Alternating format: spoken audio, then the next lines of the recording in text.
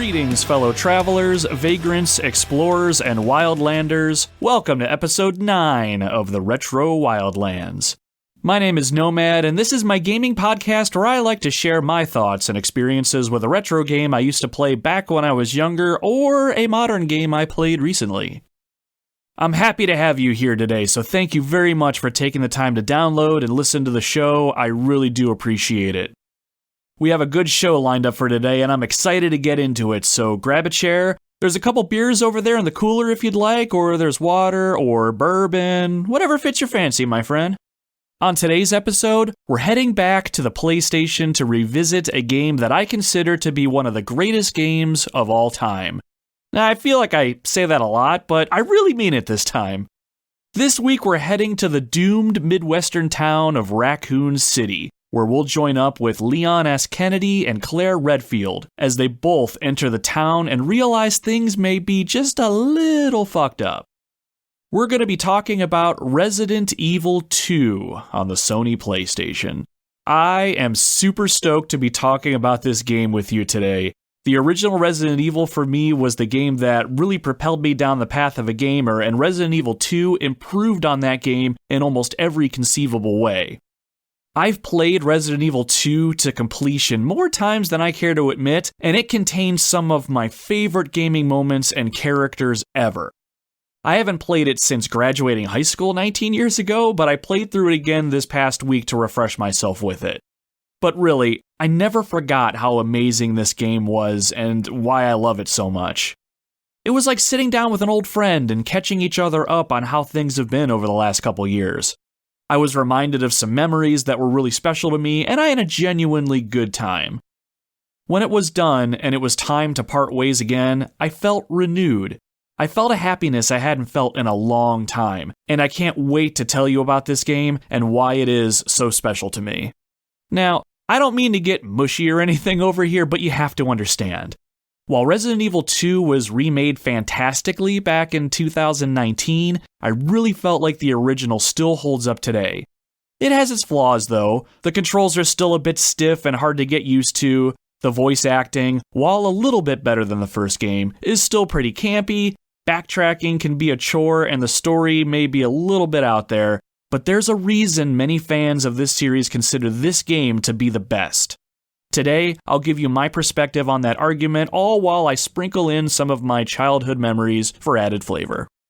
I don't want to waste too much of our time in the intro this week. I'm anticipating this episode being one of our thicker, juicier ones, so let's get business out of the way first before diving into Resident Evil 2. If you really can't wait and want to skip ahead to the Resident Evil 2 conversation, not a problem at all. You can just skip ahead about 5 minutes or so. But stick around. Other than just plugs, I like to give everyone a peek behind the scenes here in the Wildlands, and I like to think I'm getting more entertaining as I do these intros. Like being at an office meeting, except I'm the host of the meeting. I might just be going over some charts and graphs, but at least I have my charming personality and a few gaming moments to keep everyone awake. That wasn't my best joke, but whatever, we're moving, people. So nothing too new to report here in the Wildlands this week, I don't think. Things at work are settling down for me a bit, so I feel like I have a little bit more breathing room for personal projects like the podcast, but not much. Work still sucks. It's still pretty warm most days here in Ohio, so the family and I are trying to take advantage while we can, even though the leaves are starting to fall, which is odd. It's like the world doesn't know what it wants to do with itself nowadays, but for my listeners here in Ohio, we'll just tell you that it's an Ohio thing. Now that I've gone back to and replayed Resident Evil 2, other old school games of that era are on my mind for some future content. Resident Evil 3 seems like a logical next step to move towards, but Tomb Raider and Dino Crisis are also PlayStation 1 games I grew up with that I'm eager to go back and revisit. I'm expecting to have a fantastic time with Dino Crisis, but I think I'm more curious to experience Tomb Raider again. I'm interested to see how Lara Croft's first adventure holds up today. I don't think it will all that well, but that's also because I can barely remember anything about it, with the exception of the very beginning where you're fighting a T-Rex for some unknown reason, and the very last area of the game kind of sticks out to me too. My stepdad and I played through it together once, and when we were done, we didn't go back to it for a second time. I vaguely remember us playing Tomb Raider 2 at some point, but I don't remember anything about that game, or if we even finished it or not. I take that back. I think I remember an underwater level I didn't really care too much about, but I'm not a fan of much underwater anything, really. Even the underwater sections of Sonic the Hedgehog 2 weren't something I enjoyed all that much. Maybe it's just the fear of drowning, I don't know. But all those games are on the list to be revisited and potentially be covered on the show. In what order, you might be wondering? Don't know. I think it's just going to depend on my mood at this point. While these games aren't all that big, they might take some time to work through, though. I'm also slowly working through the original Final Fantasy VII again, but it's been slow going, even though I am playing it on the go with my PlayStation Vita. I'm working through a couple smaller games, some I've played in the past, others I'm discovering for the first time. I'm getting ready to give Toe Jam and Earl a try on the Sega Genesis. I remember playing it once when I was little, but I don't remember a thing about that one, though. I'm also looking to revisit the Mighty Morphin Power Rangers on the Super Nintendo. Man, does that get anyone's attention? That original TV show. Man, I watched it a ton when I was a kid, and the Super Nintendo game wasn't too bad from what I remember, but I never did finish that one either. I heard some of the soundtrack for it the other day, and I was reminded of it, so it's something that I went back and popped in again, and I'm really digging it so far. I'm also getting ready to start playing Spider-Man and Venom: Maximum Carnage for the Sega Genesis. It's also out for the Super Nintendo, so I might play it on that console too, not entirely sure. But it's a side-scrolling beat-em-up that I played once when I was little. I don't remember too much about it as well, because, if it's not evident, I have the memory of Goldfish, but I am eager to give that one a go again and potentially talk about it on the show at some point. When I look back at it now, I completely forgot all the different Marvel characters that are actually in that game, even if some of them just make quick appearances. Even though I like all comic books, and I'm not too brand loyal to one or the other, I've always had a soft spot in my heart for Marvel, since those were the comics I grew up reading. All the Marvel movies and TV shows nowadays aside, characters like Spider-Man and Venom were some of my favorites. I'm curious to see how Maximum Carnage holds up today, too. What do you think about all these games? Are there games out there that I should be looking into for the show? Feel free to sound off on our social media platforms and let me know. You'll find us over on Facebook if you search the Retro Wildlands, and we're also on Instagram and Twitter at Retro Wildlands. Those are the best places to interact with myself and engage in the show. Even though the Retro Wildlands is still a new podcast, I want it to be a show everyone feels like they can be a part of. So if there's a game you'd like my thoughts on, even if I haven't played it, please let me know. If I've never played it, I'll consider picking it up if I have the means. I'm not opposed to picking up a game for the sake of the show if I don't already have it. My physical game collection is slowly growing into something pretty fierce, so there's not too much I can't play.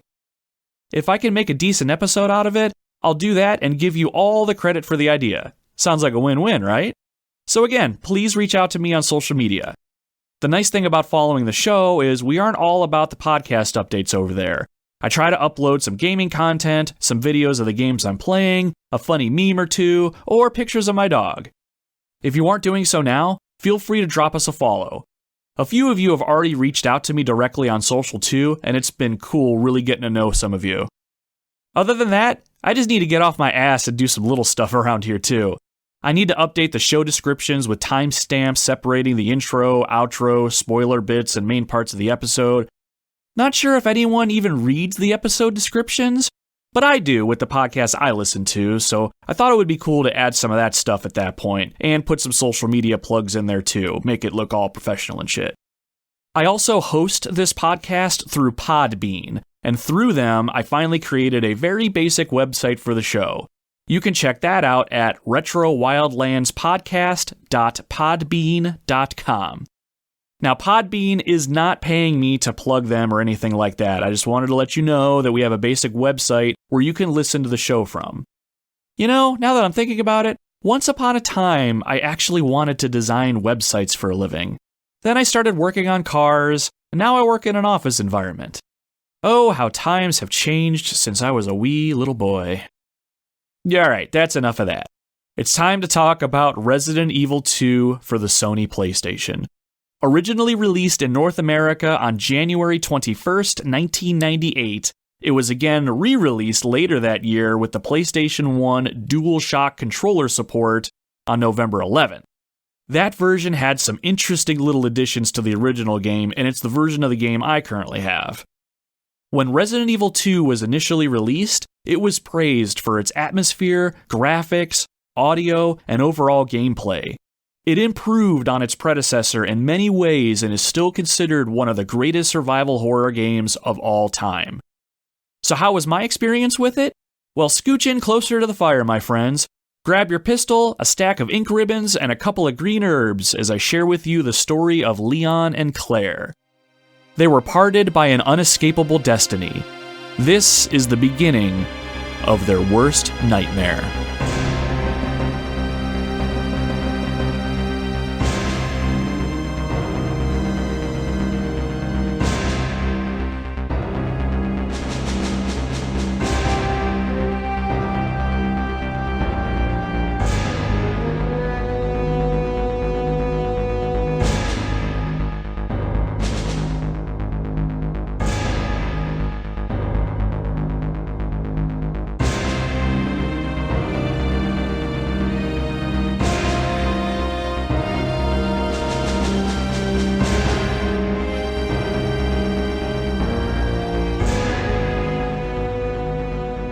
$1998. I'll never forget it. It was the year that Resident Evil 2 released on the Sony PlayStation, and just when I thought the original Resident Evil was as good as it was going to get back then. I think it was the official PlayStation magazine that tipped me off to the game coming out. You know, it was the one with Leon on the cover, and it looks like he just physically assaulted a zombie by clotheslining it with a shotgun. I'm pretty sure I ended up getting Resident Evil 2 for Christmas. I know it was gifted to me in some capacity by my parents. From what I remember, I don't think I knew much about the game until I got it in my actual hands. That magazine I vaguely remember wasn't mine, I think it was a friend's, so I don't remember much about it. The first thing that really stood out to me about the game itself when I had it in my hands was the fact that it had 2 discs instead of 1. The main characters, Leon S. Kennedy and Claire Redfield, each had their own disc. Depending on what character you wanted to play as, you had to use their disc in the PlayStation. That was so awesome to me. The hardest decision I faced was that initial one. Which character do I play as? Before I could make that decision, I had to do some research. And by research, I mean I read the instruction manual. I remember not being able to play the game right away, so I kept the manual on me most of the day. I learned a lot about the game before I even started it for the first time thanks to that manual. I think we'll use that to start setting the stage for this game. Now real quick, a word about spoilers. Resident Evil 2 has been out for almost 25 years now. The story isn't that complicated, and it doesn't have any twists or turns that are going to rock your world. Much of the plot is a plot that you're going to see coming, I can almost guarantee it. But I want to talk about some of the gameplay moments that I really think you'll get huge enjoyment or terror out of if you experience them without knowing about them ahead of time. I hate it when people ruin things like video games and movies for me, so I want to respect that first-time experience whenever possible. So I'll leave those gameplay experience spoilers to the end of the show, and I'll give plenty of warning before I start spoiling things. Seriously, if you've never played the original Resident Evil 2 and you have the means to do it, I encourage you to play without having some of the cooler moments spoiled for you ahead of time. If you really don't care if I talk about these moments or you've played the game already, then by all means stick around. I just want to give the option. I know I appreciate it as a gamer when somebody else extends the courtesy to me. Alright, so let's get to it. So, what is this game? Resident Evil 2 is a survival horror adventure game played in the third person. We control either Leon or Claire and have to find a way out of Raccoon City, all while either battling or avoiding many undead creatures who mean to rip out our jugular veins and eat us like a McDonald's Happy Meal. We'll have to come across weapons, ammunition, and healing items in order to survive as we solve basic puzzles to progress forward, all while finding documents and clues that give us some insight into what the hell is happening around here. So first things first, let's talk about the characters.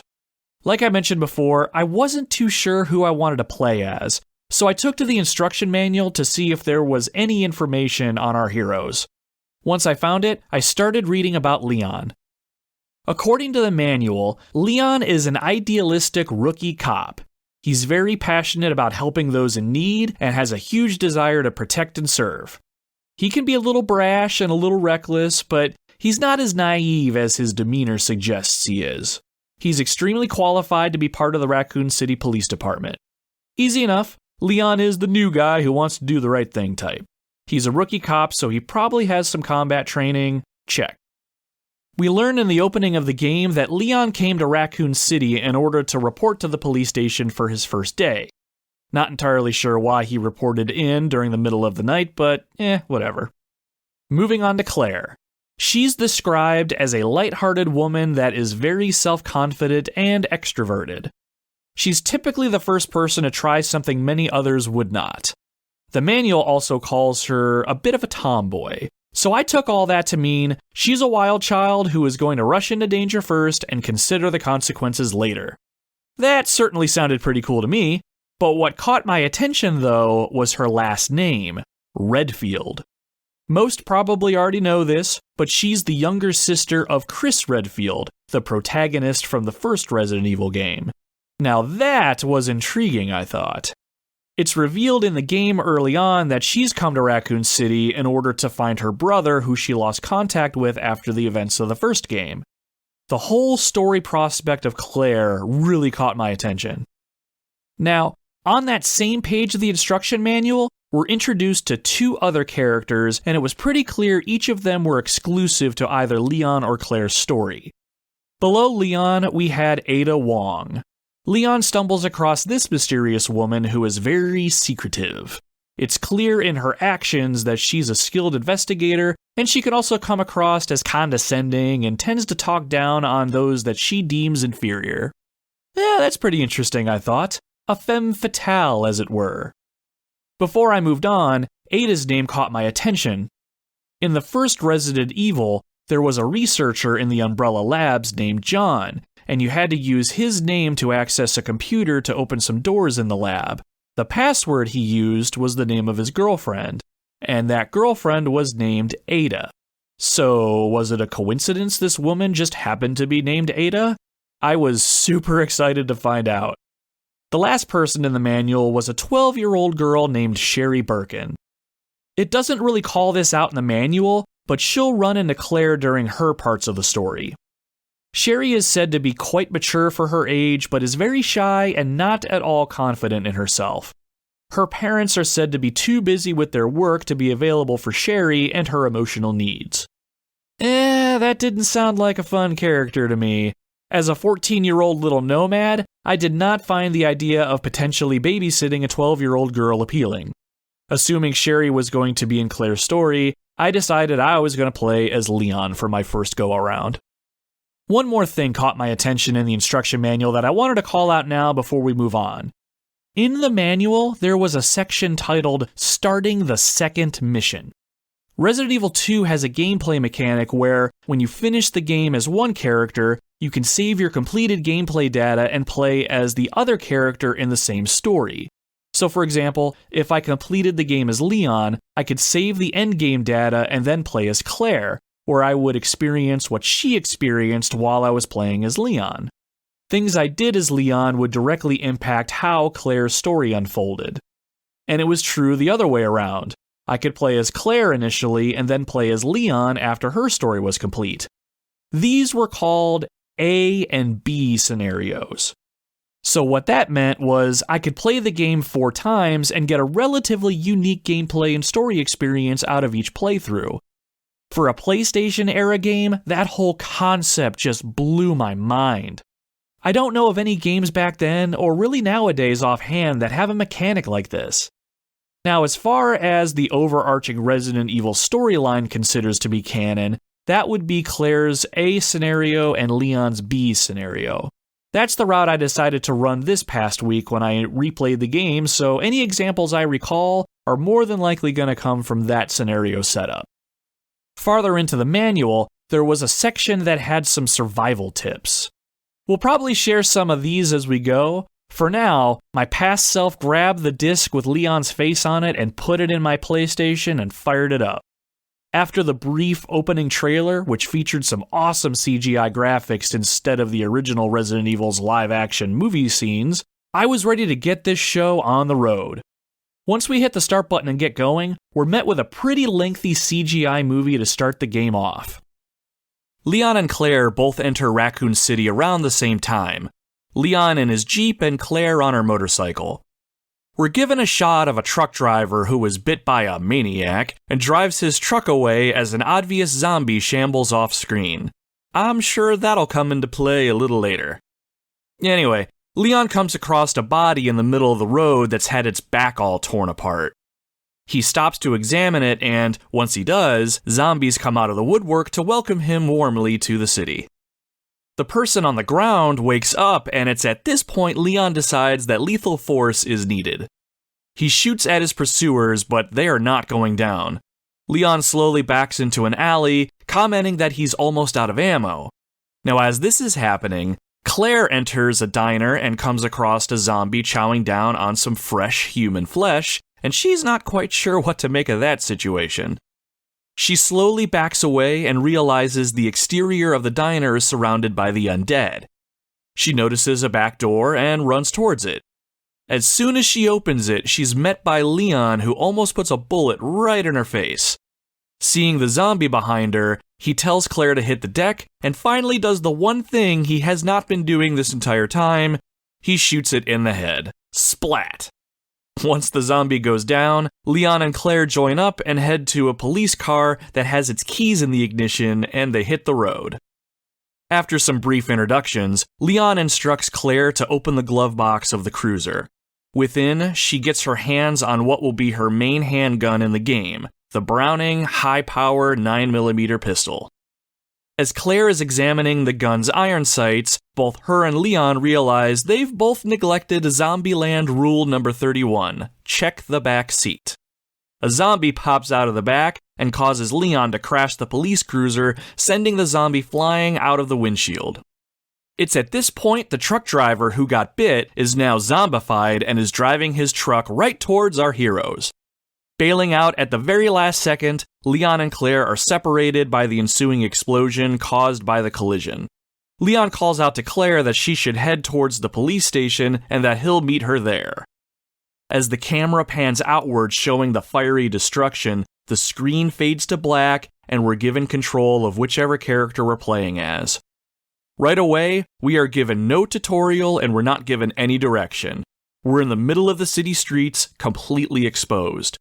Zombies are already starting to come towards us, even some walking through the fiery wreckage. All we can do is run. There's too many of them, and we only have one magazine of bullets in our gun, certainly not enough to kill them all.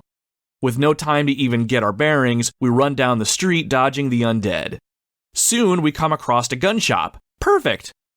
Once we go through the door, we're met by who we assume is the shop's owner. Who are you? What are you doing here? He's obviously scared as he quickly puts us at gunpoint. We talk him down, and once he realizes we're not a zombie and a member of the living, Sorry about that. he relaxes and lets us know that we're safe inside the store and he's keeping a very close eye on things. But you should be safe inside here. I'm keeping a close eye on things. The music in this moment is very tense, but we finally have a moment to catch our breath. Ew, that was intense, right? Let's take this moment to step back and talk about the controls themselves for a little bit while we're catching our breath. When I was a kid playing this game for the first time, I used this time to get familiar with what all the buttons did. Veterans of the original Resident Evil game will feel right at home with how this game controls. Resident Evil 2 uses tank controls. For those that don't know, that means your character will move relative to the position they themselves are facing instead of the camera's position. Basically, you have to press up on the directional pad to move forward. Pressing left or right doesn't move your character in those directions, it only pivots your body in that direction. It's like an old school military tank, and the controls are as cumbersome as that analogy makes them sound. But personally, I love tank controls. They take a minute to get used to, but they work just fine. and they add a layer of tension, I think. Tank controls make it to where you're not as nimble as a modern game would make you out to be, and because of that, encounters with the enemy can be even more nerve-wracking, and in a good way because of it. At least that's my feeling on the matter. I know there are some out there that hate this control scheme. Now, as far as your weapon goes, you hold a shoulder button on the controller to aim, and you press the X button to fire your weapon. Simple enough. You hold down the square button while you're moving to run, which is something we hopefully figured out when we first started so we aren't overwhelmed by all the zombies. Pressing the X button while we're not aiming our weapon allows us to pick up items or search an area. And that's really all there is to the control scheme. As we explore the gun shop, we'll find some ammunition for our handgun and things start to feel a little bit better at this point. When we have bullets, we have a fighting chance. While we're in the middle of our exploration of the store, 4 zombies crash through the storefront window and quickly overwhelm the shop owner, and it's clear he is not gonna make it.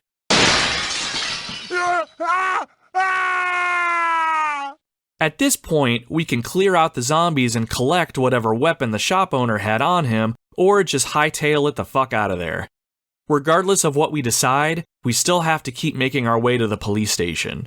Eventually, we make our way there, and once we enter those big green double doors, they close behind us with a thud, leaving us inside the main hall all alone.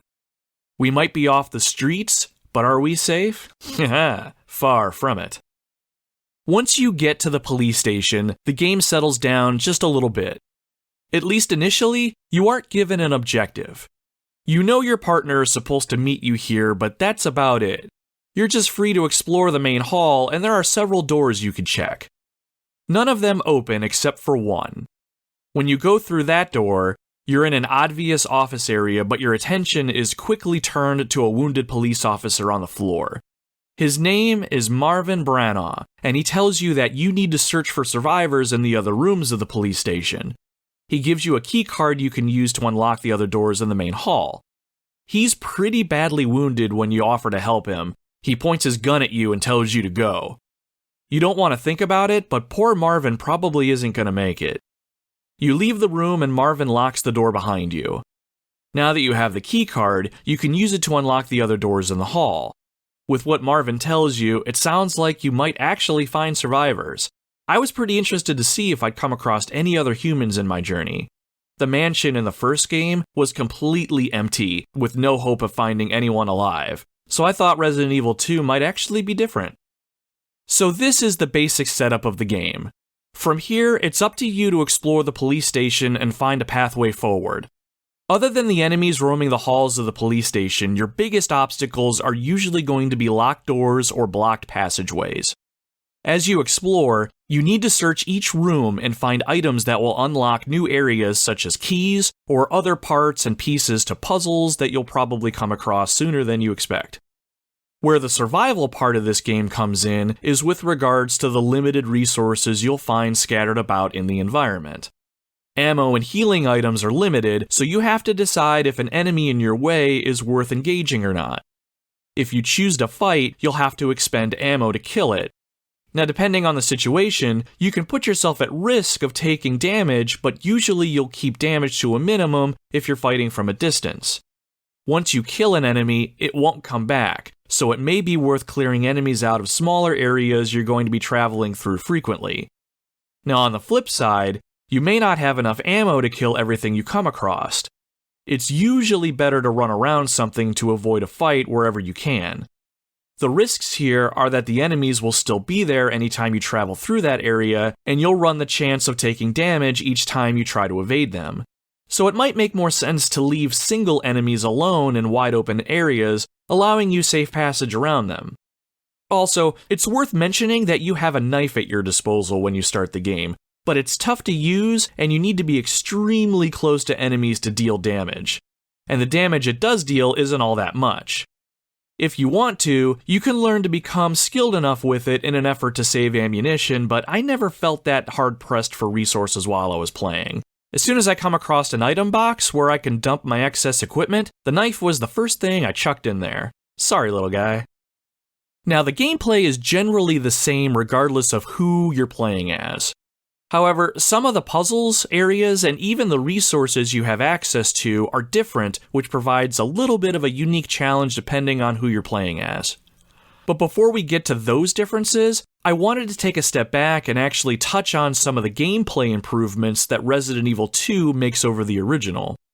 When I first started to notice a lot of these little things as I was playing, I couldn't help but get giddy inside. It was just the first game, but so much better in all these little ways. So first up, in Resident Evil 2, your characters will start to behave differently when they've taken too much damage. In the main menu, you can see your health on this little EKG chart. When you're in good health, it will be green and it will read the word fine. When you've taken damage and you're down to about half of your health, the chart turns orange and the word caution will appear. At this point, your character will actually hold their side in-game and pant when you're standing still. Your movement speed is reduced a little bit too, which you'll notice when you're running. Then when you've taken so much damage that you're about to keel over and die, the chart turns red and danger will appear above it. In-game, your character is going to be limping at this point and move very slowly. You can run, but it's not much faster than walking. Not only does this feature allow you to know how much health you're at without having to stop what you're doing, open the menu and take a look, it adds just a little bit of tension. Like when you're fighting a zombie horde and you're getting bit, and then you turn to leave and you're barely limping along, and the zombies are slowly chasing after you, about to grab you. Escaping in this state is an adrenaline rush, let me tell you. I also like in Resident Evil 2, your character's head will look towards an enemy if you're close enough to it. The backgrounds here are just like the first game, they're all pre-rendered, and the camera angles are fixed. There's going to be plenty of times where the camera isn't giving you the full view of a room, and enemies love to hide off screen. If you're close enough, Leon and Claire will move their heads towards the threat. It's just a little touch, but I love it when you enter a hallway and there might be something sinister on the ceiling. One more thing that I appreciated was the grenade launcher weapon. There's different types of ammo that you can use with it, again, just like the first game. Explosive rounds, acid rounds, and flame rounds. In the original Resident Evil, whichever round you put into the launcher was stuck in there until all rounds were fired. In Resident Evil 2, you can pull out your explosive rounds and replace them with flame rounds, for instance. It's another little small thing, but I really appreciated that little quality of life addition. Okay, now that we captured those couple things, I wanted to talk about the differences between Leon and Claire themselves. When I was little playing Resident Evil 2, I tended to favor playing as Leon more than I played as Claire. The biggest reason for that was the types of weapons that he got that Claire didn't have access to. So first up, let's talk weapons. While both characters have access to a handgun at the start of the game, Leon's weapons are much more focused on sheer firepower. He'll have the opportunity to find a shotgun and a magnum, which is a handgun so powerful it will decapitate a zombie in one shot. Nice. You can also come across custom weapon parts for the handgun, shotgun, and the magnum to further improve their firepower. For the handgun, you can upgrade it to shoot 3-shot bursts. The shotgun you can upgrade for more raw power, enough where Leon will actually get thrown back a little bit when he shoots it. And the magnum gets a power upgrade so intense, you can headshot multiple zombies in a row if they stand in the line of fire. It is pretty righteous. Fun fact I discovered for those that may not know. When you find weapon parts, use all of the ammunition in the gun that you want to upgrade before you actually combine the parts in the menu. Because when you do, the gun will have all of its ammo refilled, so it's a cheap way to get some free bullets. You are welcome. You can also find a flamethrower near the end of the game, which is a nice callback to the original game. It's limited in ammo, but useful on some select enemies. Claire's weaponry was a little more diverse, in that I felt they had very specific uses over just sheer firepower. Her shotgun equivalent is the crossbow or the bowgun, whatever it's called. I'll be honest, I hardly ever used the bowgun. It was great for early enemies, and it shoots a spray of 3 bolts, so it's decent for crowd control, but it felt very weak to me, and I'd just rather stick with my handgun. I will say the amount of ammo you find for the bowgun is pretty generous though. Probably her most versatile weapon is the grenade launcher. Like I mentioned, it has different types of ammo that can be used with it. The explosive rounds are pretty much what they sound like, but instead of one powerful grenade, these rounds shoot smaller grenades, kind of like a cluster shot. Another great tool for crowd control, and they do pretty decent damage. I also discovered if you tap up on the directional pad while you're aiming and quickly fire before you're aiming completely up, you have a small chance of one of the clusters headshotting a zombie, and that's kinda cool. Acid rounds fire a single shot, and I found these worked best against zombies and the liquor enemies since they're all exposed muscle. Oh, and we'll talk more about those pesky little lickers a little bit later. Finally, you have flame rounds. I only ever use these at the end of the game. There are plant-based enemies that don't really like fire too much, and those work great on them. So yeah, the grenade launcher is pretty useful. Claire also has the ability to find a unique weapon called the Spark Shot. It's like a gigantic taser, and a full blast of this puppy generally kills most things pretty quick, and if it doesn't, it will stun lock them for a moment so they can't move for a bit. I found this most useful on some of the boss monsters, actually. It was a pretty unique weapon for what it was. So that's the weaponry. The last thing to mention on this topic is each character has a unique item they carry with them at all times. Leon has a lighter in his inventory, and Claire has a lockpick.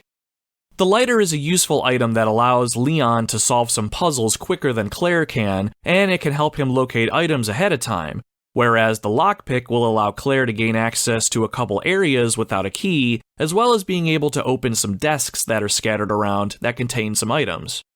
Leon can come across and open these desks, but he has to find small keys to break them open. It's a small thing, and it tweaks the gameplay experience between these two characters just enough to make them even more unique. And that should cover the basics. We have our story set up, we know most of our main cast of characters, their differences, and we have an idea of what sort of tools are used for survival. Now I want to turn the episode more towards all the experiences I had playing the game growing up, some of the more unique events of the game, and explore the biggest differences in the A scenario and the B scenario. So here's the experience spoiler warning.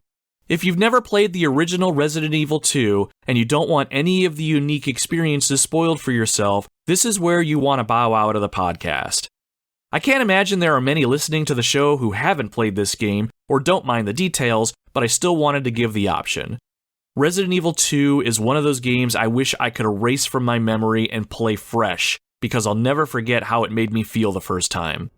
So let me take a quick break, grab a drink, and when we come back, it's time to get into the nitty-gritty of Resident Evil 2.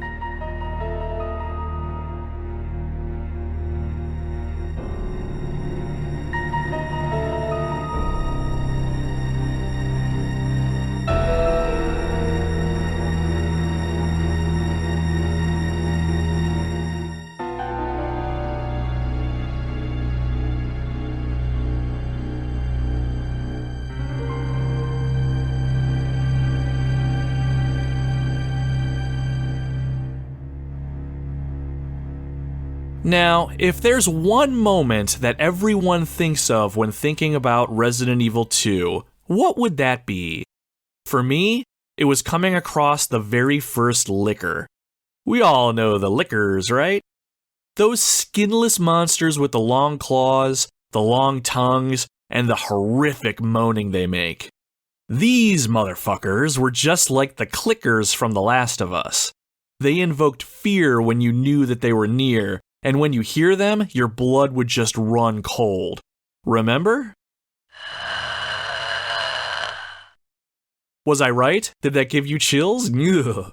You first come across the very first one pretty early on in the game. You're in the police station reception area, and when you round the corner, you're facing a window, but it's pitch black outside. Without any sound or any prompting whatsoever, you see a flash of something move past the window. When I was little, I remember how I quickly just froze up. Did I see what I just saw? I remember looking over to my stepdad and I asked him if he saw that. He told me he didn't see anything. I wasn't buying it though, I knew I saw something. So without any other choice, I moved into the next room. When the door closed, the camera's view was like it was outside the window looking in at me. I froze again. is whatever I saw looking at me right now? I shook it off and tried not to think about it. I moved down the long hallway and I heard what sounded like something hitting the floor, kind of like a dripping sound. Once I rounded the next corner, I saw the dead body of a police officer on the ground without his head. When I examined the body, the game told me that the head appeared to have been twisted off. Twisted off. Ugh. Continuing on, we see what's making the dripping noise. Blood is dripping down from the ceiling and it's hitting the floor. I didn't want to move any closer, but I knew I had to. When we get to the pool of blood, whoever we're playing as bends over to examine the puddle. Then something catches our attention and we look up. Then we're met with a full-on CGI cutscene introducing the liquor. Oh man, was it intense. The game has barely started, and zombies are no longer the biggest threat. What the shit is going on? Right when the scene ends, the liquor drops from the ceiling and lands right at our feet. Then the game gives us back control. Oh boy, oh boy, oh boy, what do we do? What do we do? I turned to my stepdad and asked him what I should do. My character was standing there and the liquor was starting to inch closer. And that's when my stepdad finally spoke up. He only said one word. Run! As soon as I started running past the liquor, it sat up and it reared back. Then it lunged towards me, letting out a screech. A screech I'm sure we all know and will never forget. I was able to dodge the attack and make it to the door at the end of the hall. Once we ran through it and the door shut, I stood there for a moment. My stepdad and I were wide-eyed. What in the actual fuck was that? I'll never forget that moment of seeing that creature for the first time. I know in other Resident Evil games and even in some of the movie adaptations, the liquor is sort of a series staple now, but I argue the liquor will never be as menacing and as intimidating as it was in this game. Zombies were one thing, but when you came across the liquor, you always hesitated, trying to decide if it's worth fighting or if you need to find a way to evade it. The liquor will forever be one of my favorite video game enemies. Aside from this new enemy, what made Resident Evil 2's atmosphere almost perfect for me was the files you can find in the environment. You figure out pretty quick that zombies ultimately invaded and took over the police department, but some of the operation files that highlighted what happened during the initial outbreak are pretty cool to read. They aren't files on the same level as a game like The Last of Us or anything, but it was nice added flavor filling in the blanks of what happened before you got there. More than that, you'll find documents that give more light to the shady dealings of the Umbrella Corporation and what happened to the original characters of the first game. I know for me, when I first sat down with this game, I was really interested to figure out what happened to Chris Redfield, Jill Valentine, Barry Burton, Rebecca Chambers, and the rest of the members of STARS. On the second floor of the police station, you'll actually come across the STARS office, where our heroes would hang out outside of their missions. It sounds really dumb, but I was really excited to find this room in the game. Claire's reason for being in Raccoon City was to find her brother, and I was hoping he'd be in that office. Ultimately, he wasn't there, and I shouldn't have been surprised. You do find Chris's diary just sitting on his desk in the open, where he talks about how he left to go to Umbrella HQ in Europe to get some answers. It was kind of a bummer that he wasn't there, but once I started poking around the office, I found a lot of cool stuff, especially nods to the previous game. There were desks set up, and it was pretty clear whose desk was whose. Chris's desk had his diary on it, and it had a jacket hanging on the nearby wall, which was the jacket Chris was able to wear as an alternate costume in the first game, so I thought that was a cool little touch. Jill's desk was right behind it, and you can tell that it was hers because her signature blue beret was sitting on it. Rebecca's desk was behind Jill's. There was a medical pouch and unpacked boxes calling out her newbie status and her role in the unit, which was the medic. In front of the room was Barry Burton's desk. You can tell that because of all the gun parts sitting on it. Against the wall was Albert Wesker's desk.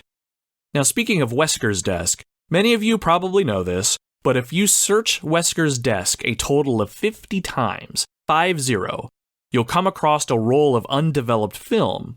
If you take it to the dark room on the first floor and develop it, you'll find that it was a photograph of Rebecca in her Stars athletic gear. Very interesting. I'm willing to bet our favorite bad guy, Albert Wesker, has a thing for the rookie 18-year-old, but it's all left to our imaginations. Beyond that, there are other cool little things to find in the office. On the back wall, there's a full portrait of the Stars team pre-Resident Evil 1. It was pretty cool to see. It had all the major players in the first game in it, and I felt like it was a really nice callback. In a cardboard box on the floor by Chris's desk, there is the gold emblem item from the first game too. I noticed that and thought it was a pretty cool callback as well, although I'm not entirely sure how the emblem was able to be taken from the mansion in the first place. Not worth thinking about. The last cool thing I discovered somewhat recently is there is a photo on the wall between Jill and Rebecca's desk that, upon closer examination, is a photo from the Back to the Future 3 movie. Most of the other Resident Evil games are full of pop culture references and call-outs to other Capcom games, but I never knew about this one until I was poking around the interwebs. All of this makes the Stars office one of the cooler locations in the entire game. Next up, I want to explore some of the gameplay/story experiences and speak to how some of them are different depending on who you're playing as and if you're playing in the A or the B scenario. The basic structure of Leon and Claire's overall story scenes and the main plot points don't change too much between them, but they are unique as you play as each of them. As Leon explores the RPD, he'll come across Ada Wong, who is a mysterious woman trying to find information about her boyfriend John, who works for Umbrella. Ada is pretty cold, and she comes off as heartless in the beginning, and it's pretty obvious she's after more than just trying to find her lost love. Shit, Leon actually takes a bullet for Ada when Ada goes running after a woman they see in the sewers. Leon's bleeding out on the ground, and all Ada has to say is, "Leon, that woman was... I have to talk to her." So yeah, there's obviously more to Ada than she's letting on. With her help, though, you're able to access an area of the RPD's basement that you can't access as Claire. Now on the other side, there's an area of the second floor that you can't access as Leon, but you can access as Claire. However, in each other's B scenario, you can explore these areas after they've been cleared out by the other character. Now, while Leon is hanging around Ada, getting shot for his troubles, Claire's buddy is Sherry Birkin. You'll find her running around the police department and eventually corner her in a back room. At first, I'll admit, I rolled my eyes when I first encountered Sherry. Great, we gotta keep track of a kid. Wonderful. Though, once we got to know her and why she's so scared, I was mildly intrigued. Sherry's parents work for Umbrella, and she was told to go to the police station as soon as things went south in the city. When Claire wants to take Sherry to get a move on, Sherry resists. "But there's something out there. I don't know what it is, but I saw it. Much larger than any of those zombies. And it's coming after me." What was that? "That's what I was telling you about. It's here." This was another section of the game where my blood just ran cold. Who is this girl, and why was a monster after her? And that growl sounded really close. Am I gonna run into this thing? I was a little scared at this point, but excited at the same time. I knew I had to find Sherry and figure out just what the hell was going on. We find out that the creature that's chasing Sherry is actually her father, Dr. William Birkin, who created the G virus, a more improved version of the T virus, which was the main virus in the first game. Birkin was developing the G virus in secret, and Umbrella decided that they wanted it. In an effort to take it, Birkin was mortally wounded by gunfire. To save himself, he injected himself with the G virus and became a monster, chasing down the Umbrella troops that stole the virus. This caused the virus to be let loose in the sewer, and it's what started the events that ultimately led to Raccoon City's infection and ultimate downfall. It's still not the deepest story in my opinion, but it was pretty cool as we figure these things out. Birkin is after Sherry because he wants to infect her with the G virus and more or less reproduce. Infecting someone who isn't a genetic match will cause the victim to expel the embryo implanted and kill the host. Since Sherry is his daughter and obviously has a similar genetic makeup, Sherry will accept the embryo and the virus will take her over. It's kinda creepy, really. Once you learn this, you really feel as though you have to keep this girl safe. Now, the whole A-B scenario thing and the things that happen in the A scenario that translate to the B scenario, I always thought were pretty cool. This was advertised as a zapping system, though I'm going to admit I have no idea why they chose the word zapping. Basically, it's a system that allows you to do things in your A scenario that will directly impact the next character's B scenario. It's not as granular as being able to take items from one room and they won't be there for the other character, but some of that does exist under predetermined circumstances. I played around a lot with some of these things I thought would impact the other person's B scenario when I was a kid. Here's what I remember offhand. First up, let's talk about probably the one thing everyone who's played Resident Evil 2 remembers offhand. In the police station basement, there's a weapons storage area where you could find a small stockpile of ammunition. In a locker in the back of the room, you'll find a submachine gun and a side pack. The side pack will add 2 more inventory slots so you can carry more items, and the submachine gun is a powerful, fully automatic weapon with a decent amount of ammunition in it. The catch with the submachine gun is that it takes 2 inventory slots to carry. What to do? My very first time playing this game, I took both items. The side pack to carry more items, and the submachine gun just fit nicely into those slots. When I went to pick up the second item, the game actually warned me that I might want to save that item for the other character. Nah, it'll be fine. I didn't really understand how the zapping system worked, and I figured the game was just trying to make me feel like I was getting too much firepower in that moment. But I earned it, goddammit, so I took it all with me.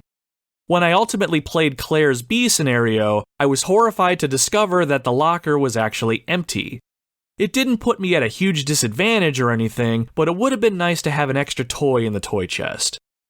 Moving forward, I usually let Leon have the machine gun to add to his already overpowered arsenal of weapons, and I gave Claire the side pack so she could comfortably carry multiple types of grenade ammunition at once. Here's another good one. Who remembers the giant alligator in the sewers? Yeah, now that was something I was not expecting at all from this game. There's a point in the sewers where you come across a very long hallway with a couple of turns.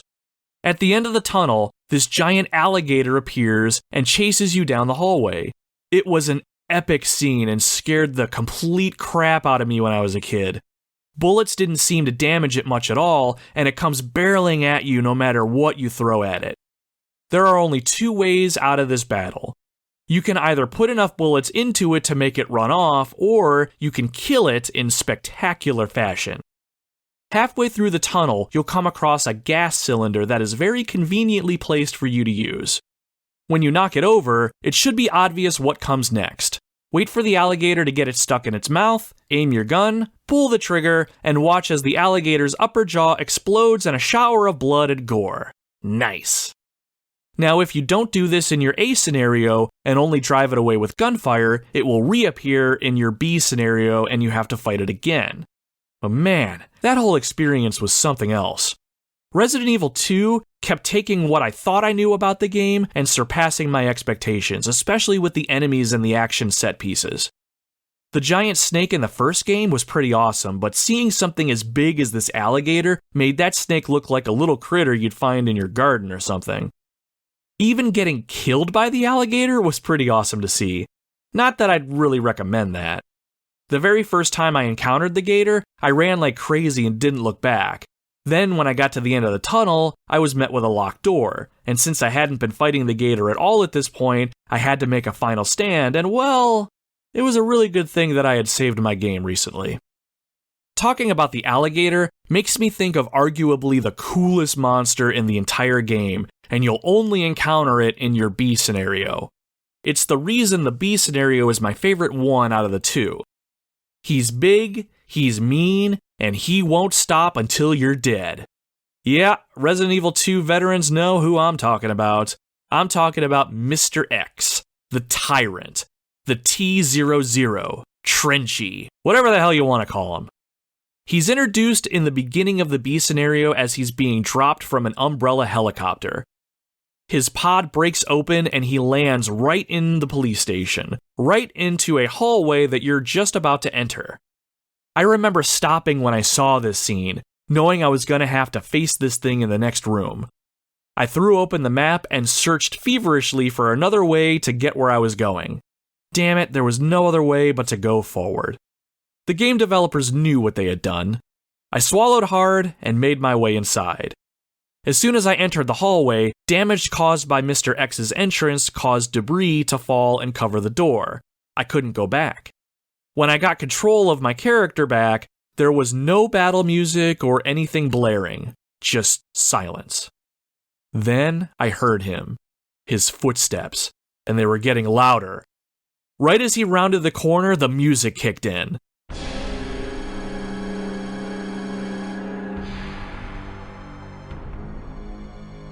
Mr. X was walking towards me, his huge body covered in a long leather trenchcoat looking thing. His bald head was pale and his eyes were lifeless. He reminded me of the Terminator. My adrenaline was pumping and I had no idea what to do next. Do I engage him or do I run? I decided it was time to run. As I tried to squeeze past him, he knocked me back with an insanely fast side swipe of his fist. Ah, shit! I quickly opened my menu to take inventory of my weapons and ammo. I didn't think I had enough to fight this thing, but if it won't let me pass, I may need to make a final stand. I decided to stick with my handgun just to get a feel for how he takes damage. I still had some room to back up. As I fired, it was clear the handgun was doing very little. Oh man, this was it. I was gonna get pummeled by this thing. And that's when he took both of his fists and rose them high over his head, like he was about to bring them down on me. In an instant, I used that opportunity to run past him. As I ran, I could hear his footsteps following me. I didn't look back. First door I saw, I ran right through it. When the door closed behind me, I again found myself just standing there. What the hell was that? I listened to my TV speakers for any signs of footsteps. Nothing. I was safe for the moment. I sighed and continued on. As you continue on in your B scenario, Mr. X will pop up during specific pre-scripted moments. I think we all have our favorite entrances because I know I have a couple. I mean, they're cool looking back at now, but as a kid, they were horrifying.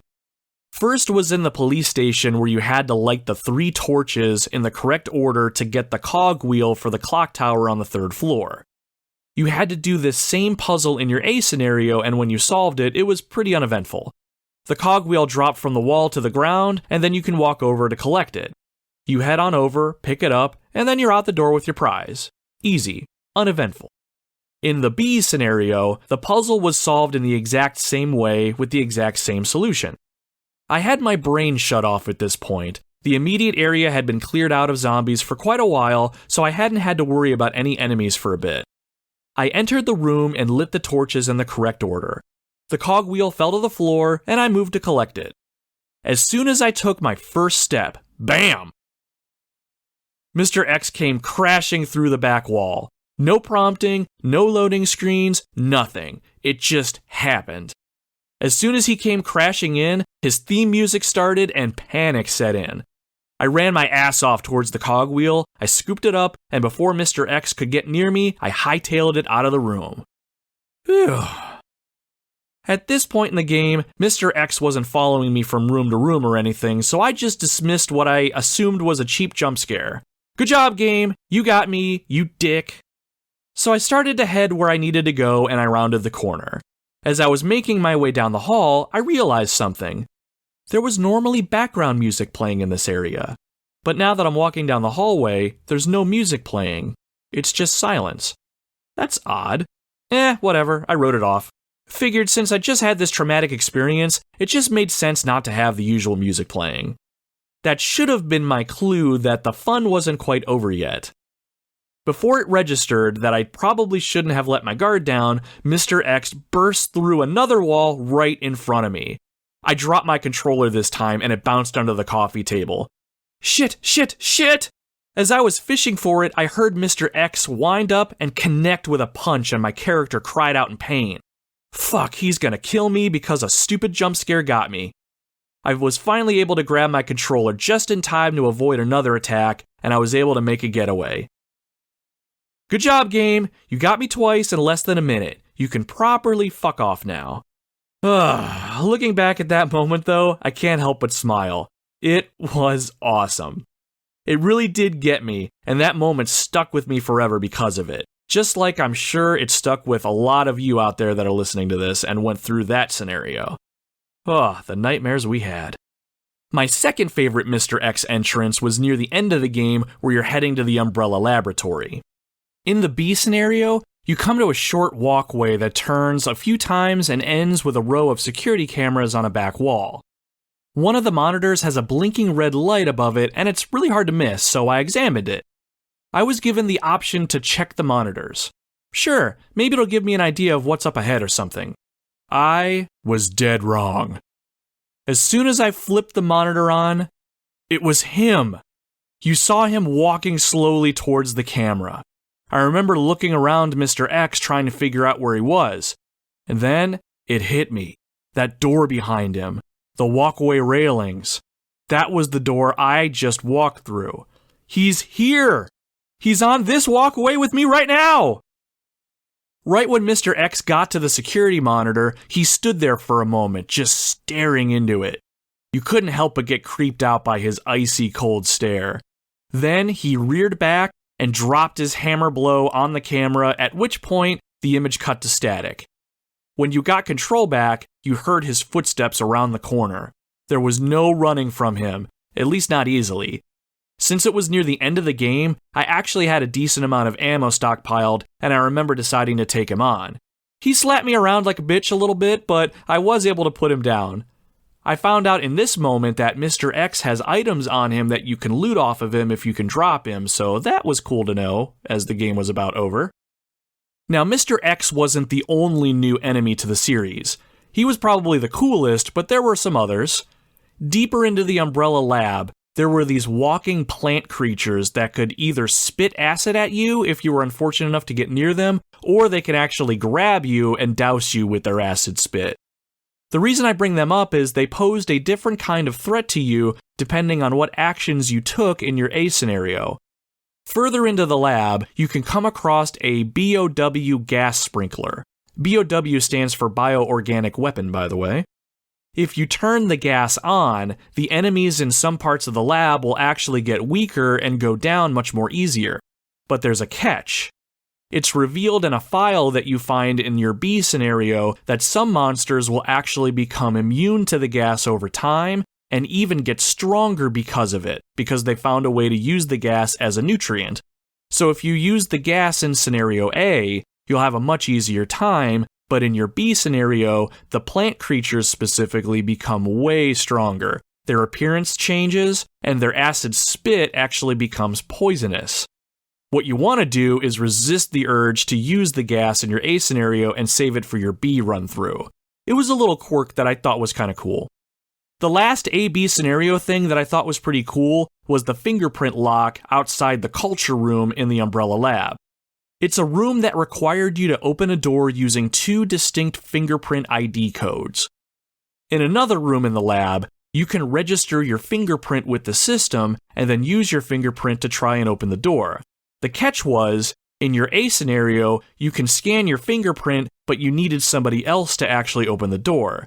You couldn't do anything to open the door in the A scenario, but if you did the same steps in your B scenario, that character can open the door so long as you scanned your fingerprint in the A scenario. Hopefully that makes sense. Overall, it was another nice little touch. Not only did it give you access to a secret area of the lab with some interesting stuff to see, you'll find a submachine gun there if you didn't already get it in the police station weapon locker room. If you did get it, you'll find a spare magazine full of ammo that can be used with the submachine gun instead, so it's well worth the effort. All in all, I love the fact that this game had the A-B scenario system like this. It added a great amount of replay value, even if by the 4th playthrough I was getting a little burnt out. For a PlayStation era game, I argue it has more replayability than the Resident Evil 2 remake from 2019, especially if you have the DualShock edition like I have. If you beat the A and B scenarios, you unlock a new mini-game called Extreme Battle. It's a completely separate game, and it requires you to pick a character to head back to the police station from the lab. Your objective is to find 4 antivirus bombs that are hidden in the police station. The character you pick determines their weapon loadout. The game also has 3 difficulty levels, and it can get pretty hard on level 3. I used to replay this game mode so much. The locations of the bombs are somewhat randomized, plus you can search areas for more ammo and supplies to help you out, and I believe those locations are randomized too. It was an awesome extra, and ultimately sealed this game as one of my all-time favorites. I remember taking Resident Evil 2 over to a buddy's house and just play the crap out of Extreme Battle when I was there. Most kids still use their Nintendo 64s for multiplayer gaming and all that, but I was of a different breed. I played Resident Evil 2, and my friends and I loved every second of it. More so than the Extreme Battle game, I was infatuated with the characters in Resident Evil 2. They weren't the deepest characters or anything, but they all had a charm to them that I just couldn't look past. Like I mentioned, it's considered to be story canon, but the Claire A and Leon B scenarios were the ones that I played most often. Leon's story was my absolute favorite. I really liked his character, the rookie cop that just wants to do the right thing, but he's in a situation that's way over his head. He meets Ada Wong, and he can't help but be taken by her mysterious charm.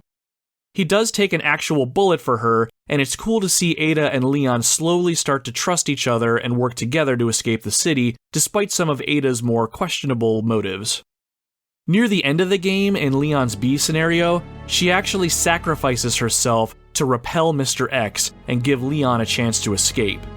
Ada bleeds out in Leon's arms, and the two share the cheesiest kiss ever, all while the lab is starting to self-destruct all around them. I don't think the script really gave Leon and Ada enough time to really develop, but I really enjoy this scene. It was heartfelt, it was goofy, definitely campy, and pretty cringeworthy, but it was done really well. I'm just a woman who fell in love with you. Nothing more. Ada. No.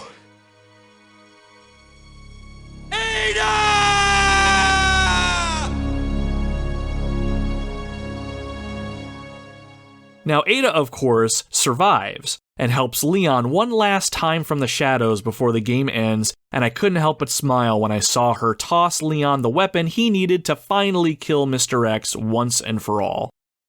Leon and Ada will cross paths more than a few times in later games, and I always like their dynamic. Ada always has an agenda, and Leon often gets used by her for her own ends, but there's just a respect between the two of them, and definitely something more. Is it meant to be? Maybe not, but it's fun watching Leon grow as a person, yet he can't leave his feelings for this mystery woman behind. Claire Redfield successfully unseated Jill Valentine as my personal favorite female character in the series.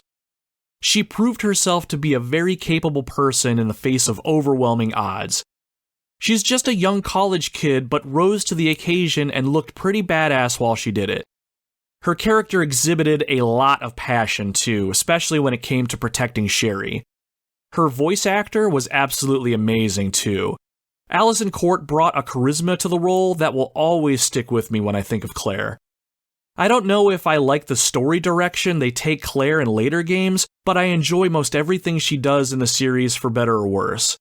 It's not the best game in the series by a long shot, but I enjoyed playing her in Resident Evil Revelations 2. She's a believable character to me, and just like Leon, she wants to do the right thing and protect those that need protecting. She isn't overly righteous or heavy-handed. She can hold her own in a fight, and even if she gets knocked around, she gets back up and she keeps pushing forward. The Raccoon City incident made her a stronger person by the end of the game, and even through the game's cheesy dialogue, that came through for me pretty loud and clear. Resident Evil 2 was a near masterpiece and a staple game in the survival horror genre. I know there's a bunch of things about this experience I left out, but we'd be here forever if I continue to ramble on. Like how you need to finish the B scenario so you can experience the game's true ending, which was a fantastic addition all its own. The reviews for the time were spot on about this game. This game has an amazing atmosphere, the graphics were vastly improved upon over the original, the sound design was top-notch, the soundtrack was perfect for the title, the replayability is through the roof, and you won't find an experience quite like it. The 2019 remake absolutely did this game justice and stands on its own as one of the best games in the genre, but do not discount the original Resident Evil 2. It's an experience that every gamer should find a way to take part in. That is, if you have the guts. Can you survive the zombie-infested town of Raccoon City and find a way to escape? Or will you ultimately succumb to the unending ranks of the undead and become one of them?